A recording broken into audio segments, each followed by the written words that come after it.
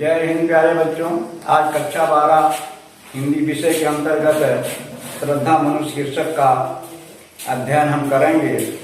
यह श्रद्धा मनु शीर्षक जयशंकर प्रसाद जी की रचना कामायनी महाकाव्य के श्रद्धा सर्ग से लिया गया है। इसमें प्रसाद जी ने कामायनी में देव संस्कृति के विनाश के बाद विकसित होने वाली मानव संस्कृति एवं मानवता के विकास की मनोवैज्ञानिक कहानी प्रस्तुत की है। यह विकास श्रद्धा और मन के योग से हुआ है। प्रस्तुत स्थल श्रद्धा और मन के प्रथम दर्शन एवं परस्पर सहज आकर्षण के वर्णन से आरंभ होता है। इसमें श्रद्धा के रूपताशील का चित्रण है। अंतिम भाग में श्रद्धा मन अर्थात मानव को जीवन का संदेश दे रही है। तो इसमें हम ये बताना चाहेंगे इस कविता के माध्यम से कि धरती का पहला इंसान मनु थे और अचानक श्रद्धा नामक एक अपूर्व सुंदरी से उनकी मुलाकात होती है और इन्हीं दोनों को के योग से इस धरती पर मानव सृष्टि का विकास हुआ। तो हम श्रद्धा मनु शीर्षक के अंतर्गत आइए हम कविता देखते हैं। कौन तुम संस्कृत जल तीर तरंगों से फेंकी मर एक कर रहे निधन का चुपचाप प्रभा की धारा से अभिषेक मधुर विश्रांत और एकांत जगत का सुलझा हुआ रहस्य एक करुणामय सुंदर मौन और चंचल मन का आलस्य। आइए हम कठिन शब्दों को देखते हैं।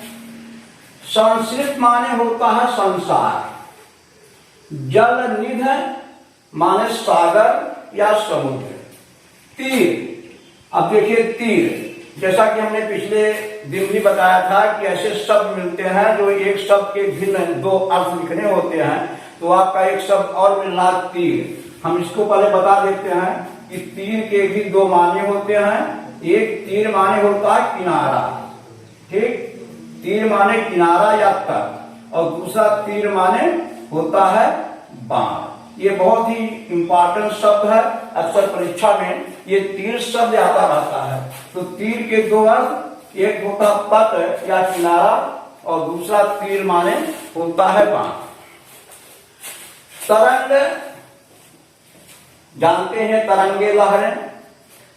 निर्जन, निर्जन माने होता है जन रहित अर्थात सुनसान जगह। प्रभा की धारा से अर्थात अपने शरीर की आभा से। अभिषेक माने होता है सुशोभित करना, सुंदर लगना या अभिषेचित करना। मधुर, मधुरता। विश्रांत माने होता है थकावट। एकांत माने होता है नीरवता या बिल्कुल एकांत जगह जैसे कहेंगे ये नीरवता, जहां कोई शब्द ना हो, कोई आवाज ना गूंज रही हो। जगत माने संसार। करुणामय, करुणा से युक्त। मौन, मौन माने चुपचाप। आलस्य, ये कानून शब्द इसका मतलब जान ही रहे हैं। तो कौन तुम संसित जल थी। एक दिन मनु अपने जीवन से हताश और निराश बैठे हुए थे। अचानक वहां श्रद्धा नाम की एक युवती प्रकट होती है और जब मनु को देखती है तो पूछती है, कौन तुम कौन हो। संसित जल नस्ती, संसित माने संसार, जल निध, जल निध माने सागर या समुद्र, तीर माने किनारा, जैसा कि बताया गया। तो श्रद्धा मनु से पूछती है, कौन तुम कौन हो। संसित जल निध तीर तरंगों से फेंकी मरिए।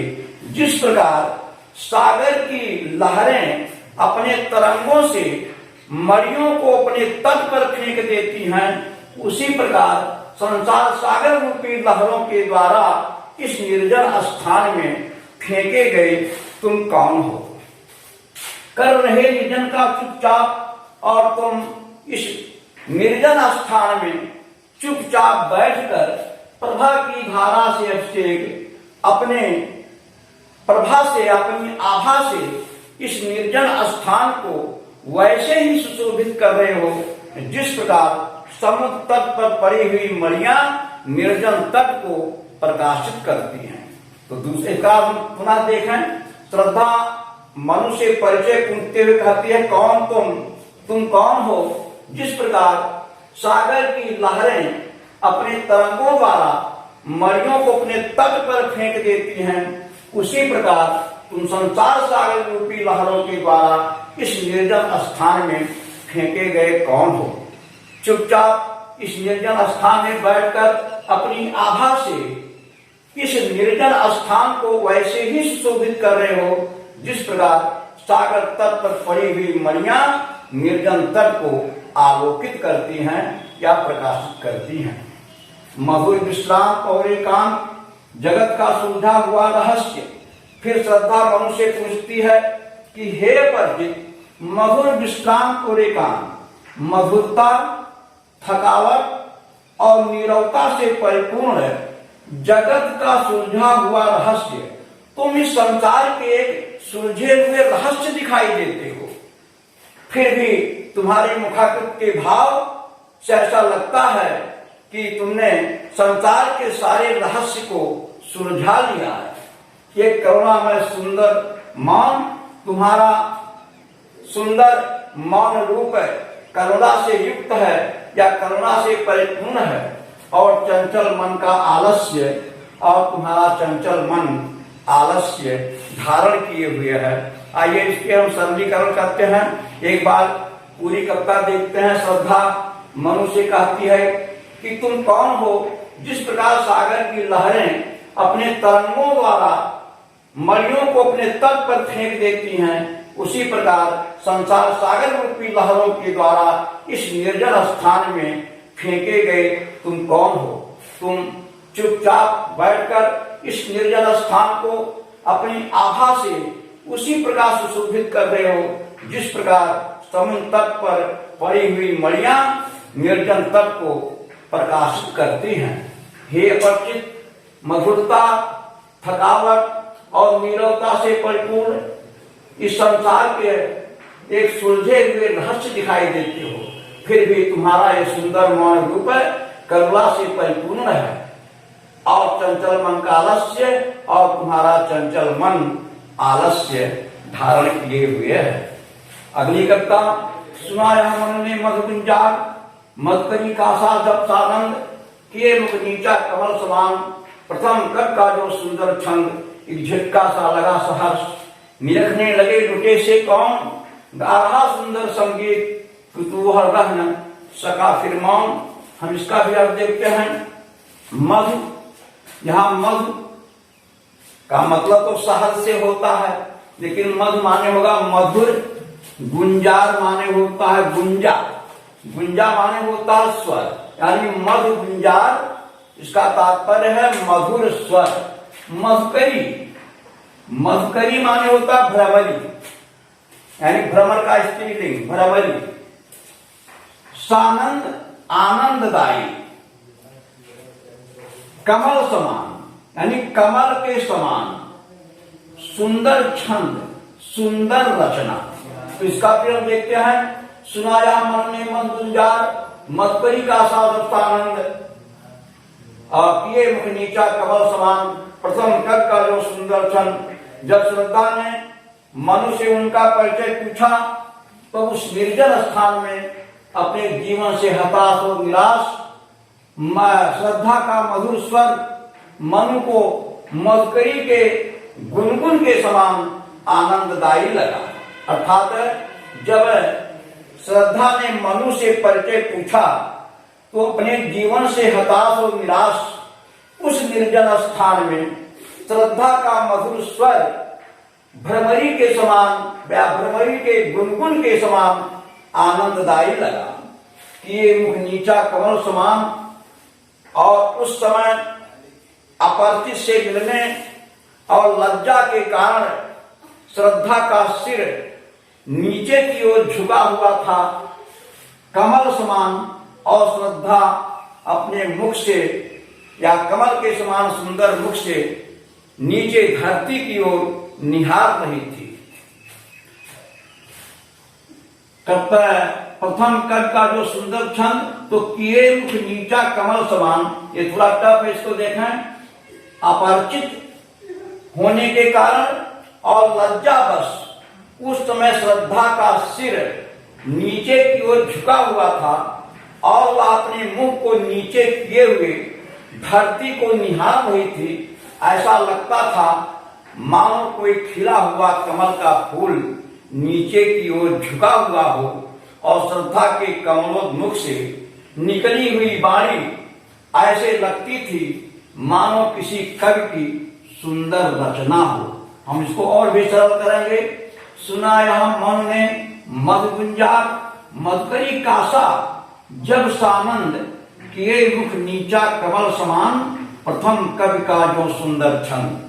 तो कहने का आशा है सुना यह मन ने मधुगुंजार, यानी श्रद्धा के द्वारा मनु का परिचय पूछे जाने पर या श्रद्धा ने जब मनु से उनका परिचय पूछा तो जीवन से हताश और निराश उस निर्जन स्थान में मन श्रद्धा का मधुर स्वर मधुकरी के गुनगुन के समान आनंददायी लगा और अपरिचित होने के कारण लज्जावश उस समय श्रद्धा का सिर नीचे की तरफ झुका हुआ था और अपने मुख से धरती को निहार रही थी। उस समय ऐसा लगता था मानो कोई खिला हुआ कमल का फूल नीचे की ओर झुका हुआ हो और उसके कमलोन्मुख से निकला हुआ स्वर ऐसे लगता था मानो किसी कवि की सुंदर रचना हो। एक झटका सा लगा सहर्ष निरखने लगे लुटे से, कौन गा रहा सुंदर संगीत, कुतूहल रह न सका फिर मौन और देखा वह सुंदर दृश्य। नयन का इंद्रजाल अभिराम, कुसुम वैभव में लता समान, चंद्रिका से लिपटा घनश्याम। एक झटका सा यानी झटका लगना, एकाएक झटका लग जाना। साहर्ष, हर्ष माने खुशी यानी खुशियों का हर्ष सहित निरखने, निरखना माने देखना, लुटे से लुटा पिटा व्यक्ति, अर्थात जैसे कोई लुटा पिटा व्यक्ति अपना शुद्ध बुद्ध गंवा देता है और अवाक हो जाता है, उसी तरह से श्रद्धा को मनु भी निहारते हैं। तो कौन गा रहा सुंदर संगीत, कुतूहल, कुतूहल माने होता है जिज्ञासा, मौन यानी चुपचाप, इंद्रजाल, इंद्रजाल माने होता है जादू, कुसुम वैभव, वैभव माने होता है जैसे धन दौलत होता है, लेकिन आप कुसुम वैभव माने होता है फूल से लदा हुआ, चंद्रिका माने चंद्रमा, घन माने बादल, श्याम माने काला। अतः घनश्याम का मतलब होगा काला बादल, हम इसको बादल से लेंगे। एक झटका सा लगा सहर्ष, मनु ने अचानक प्रकट हुई श्रद्धा को जब देखा तो एक झटका सा लगा। मनु को खुशियों का एक झटका लगा, झटका सा लगा सहर्ष। अचानक प्रकट हुई श्रद्धा को जो मनु ने देखा तो उन्हें खुशियों का झटका सा लगा। निरखने लगे लुटे से और लुटे पिटे व्यक्ति की तरह श्रद्धा की अपूर्व सुंदरता को निहारने लगे। कहने का आशा है जब उन्होंने श्रद्धा को देखा तो उनकी सुंदरता को देखकर मनु अपना शुद्ध बुद्ध गंवा देते हैं और वैसे ही श्रद्धा को निहारते हैं, देखते हैं जैसे कोई लुटा पिटा व्यक्ति देखता है। कौन गा रहा सुंदर संगीत, और कहते हैं कौन इतना सुंदर गीत गा रहा है, कुतूहल रह न सका फिर मौन, और वे अपने मन को अपने बस में ना रख सके और उस अपूर्व सुंदरी के बारे में जानने के लिए उनके मन में जिज्ञासा उत्पन्न हुई। तो एक झटका सा लगा सहर्ष, यानी जब श्रद्धा की वाणी मनु के कानों में पड़ी तो उन्हें खुशियों का एक झटका लगा और वे लुटे पिटे व्यक्ति की तरह श्रद्धा को निरखने लगे, निहारने लगे। अरे इतने मधुर वाणी में कौन गा रहा है, वे फिर मौन ना रह सके, अर्थात अपने मन को बस में ना रख सके और उस अपूर्व सुंदरी के बारे में जानने की जिज्ञासा उनके मन में उत्पन्न हुई। और देखा वह सुंदर दृश्य नयन का इंद्रजाल अभिराम, कुसुम वैभव में लता समान, चंद्रिका से लिपटा घनश्याम। और मनु ने जब श्रद्धा की ओर देखा तो श्रद्धा उनके निकट खड़ी हुई दिखाई दी और यह एक सुंदर दृश्य था। और देखा वह सुंदर दृश्य जब मनु ने श्रद्धा की ओर देखा तो श्रद्धा उन्हें अपने निकट खड़ी हुई दिखाई दी, जो एक सुंदर दृश्य था। नयन का इंद्रजाल अभिराम और मनु के आंखों को जादू की तरह आकर्षित कर रहा था। कुसुम वैभव में लता समान, उस समय श्रद्धा फूलों से लदी हुई लता के समान दिखाई दे रही थी।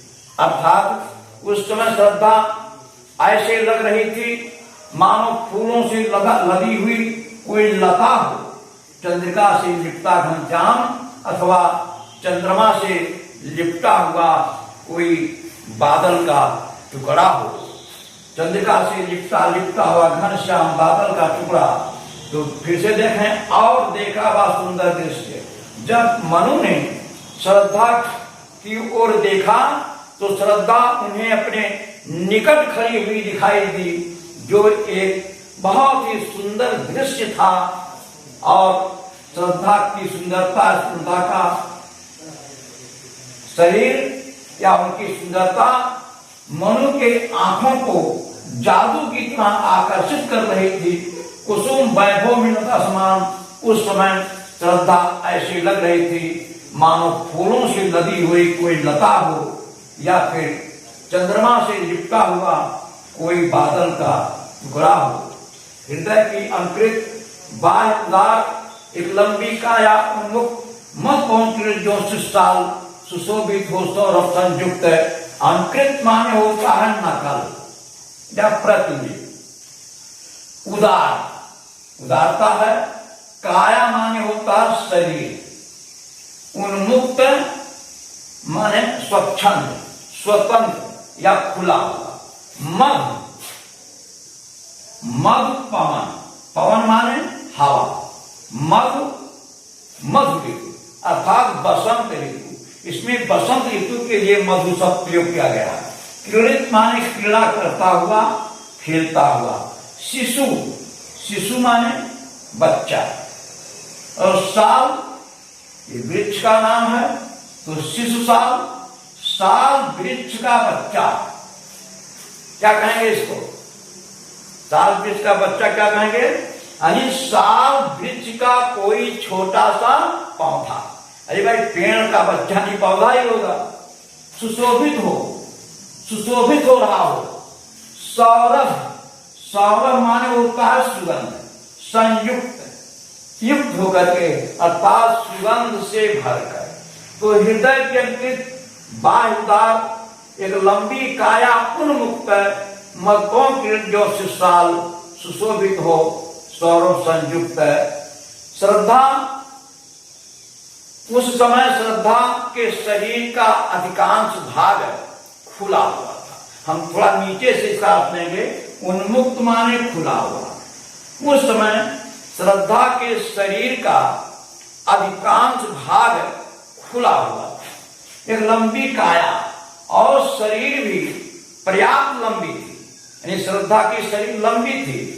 हृदय के बाह्य उदार और वह विशाल और उदार हृदय की प्रतिमूर्ति दिखाई दे रही थी। मधुओं की जो सुशाल श्रद्धा का लंबा सुंदर शरीर ऐसे लगता था मानो शिशुशाल साल वृक्ष का कोई पौधा मधु पवन क्रीड़ित बसंती हवाओं के साथ। इसका थोड़ा कठिन अर्थ है, इस पर ध्यान देना है। उस समय श्रद्धा का सुंदर और लंबा शरीर ऐसे दिखाई दे रहा था मानो शिशु साल का, यानी साल वृक्ष का कोई छोटा पौधा सुगंध से भरकर बसंती हवाओं के साथ क्रीड़ा करते हुए सुशोभित हो रहा हो। बस आज के दिन इतना ही। हम अगली कविता के बाद अगले दिन आपसे पुनः मिलेंगे। तब तक के लिए आज्ञा दीजिए। बहुत बहुत धन्यवाद।